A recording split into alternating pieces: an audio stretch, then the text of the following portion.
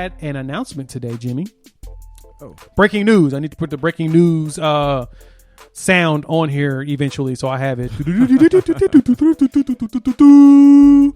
That was terrible, but That was yeah, that was awesome. oh, thank you. I appreciate you calling it awesome because I thought it was awful. It was. It was awesome. If it was awfully awesome. Awfully awesome. Oh, it would be awesome if it wasn't awful. Okay, I got you.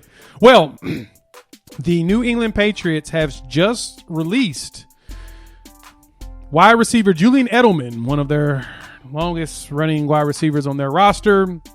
He's released because of a failed physical, and he announced via the social medias that he has retired. So Julian Edelman has spent his entire career in New England, and now it's begging the question. I mean, he had a solid career. We're not gonna pretend like he didn't. He did play. He's played in what, 130 something games. He spent, how many seasons is that? He got drafted in 2009. So he spent 11 years with the Patriots. His statistics are ridiculous. And Albert Breer tweeted this out, which is very interesting. This is what's going to lead to our entire conversation. Albert Breer states, from the Monday Morning Quarterback, if you want to know what Julian Edelman's legacy is in New England, ignore the regular season and look into playoff numbers. 118 receptions, 1,400 yards, 5 touchdowns, 5 Super Bowls, 3 championships, Super Bowl 53 MVP, and the time he bounced up from a Chancellor hit. So it has sparked the debate again, Jimmy. I ask you the question. Is Julian Edelman a Hall of Famer? No. Ooh, Julian Edelman is not a Hall of Famer, and here's the reason why.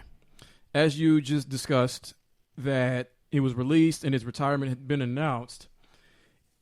I look on ESPN.com, and that story, which you're just talking about, was the 4th story in the top headlines, really the 5th, because there's a main story with a picture, and then it's the other stories underneath that, 7 or 8 of them. His was number 4.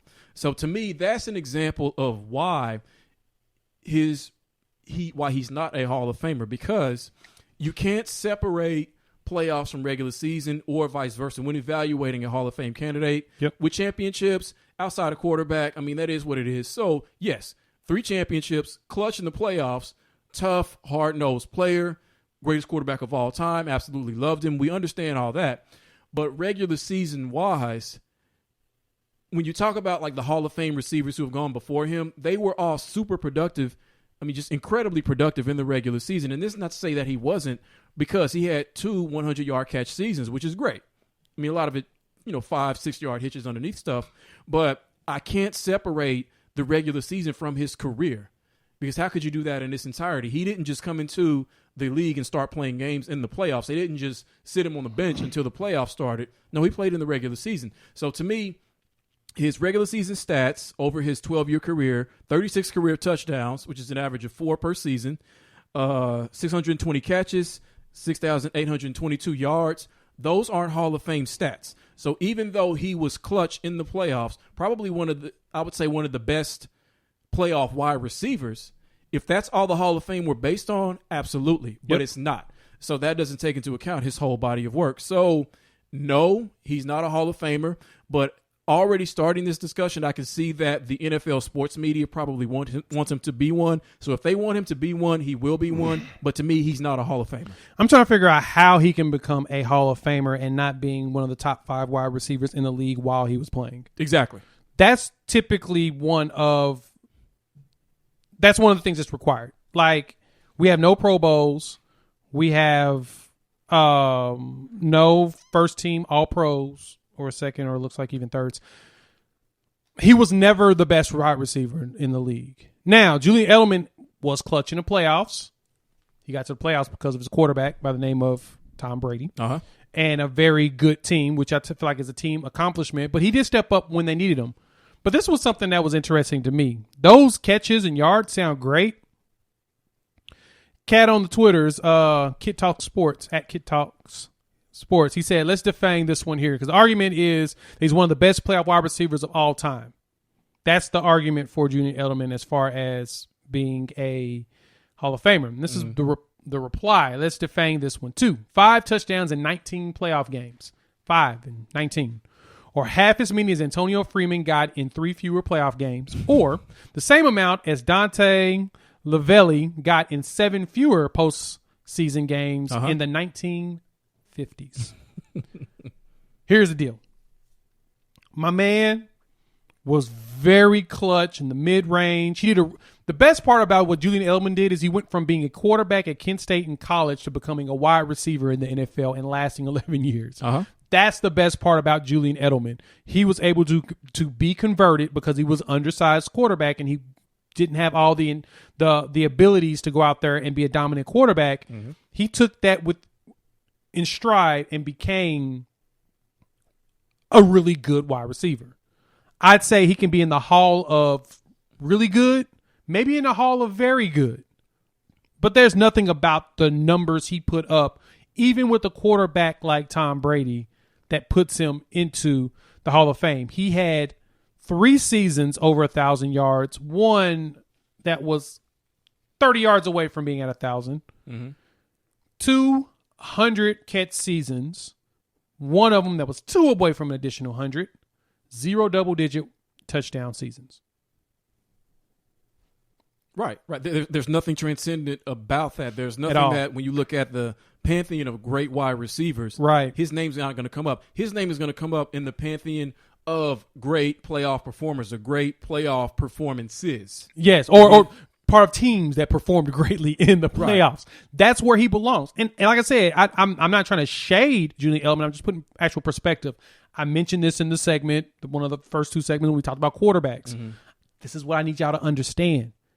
Razor thin margins for certain players. 1%, massive gaps. He's not one of the top 1% players in the league. And you see, Jay, what's bad about all this is, he's getting all this talk about Hall of Fame, retirement, all this love and such. He's not going to retire. He's retired now. He's retired, but he's not going to retire. So wait. You think that he just lied to us in his social media posts? We all know where this is going. What's going to happen, because I think it's his shoulder, right? What's going to happen is his shoulder is going to heal. He's going to call Tom Brady. Tom Brady's going to call him and ask him if he's ready. You healthy? Yes. And Tom Brady's going to get him on that team. He's going to come out of retirement to get to the Tampa Bay Buccaneers in Florida, be back with his boys, Tom Brady and Rob Gronkowski, have very little responsibility in terms of being the 4th best wide receiver on a Super Bowl team, 5th best wide receiver on a Super Bowl team. And he's going to ride his way probably to competing for another Super Bowl. That's exactly what he's going to do. So we have not seen the last of Julian Edelman. I can give you that. I can see Julian making the decision that he wants to go ahead and continue to play because he was released, and he was released because of injury. He failed his physical, and he body wise, kind of like Gronk.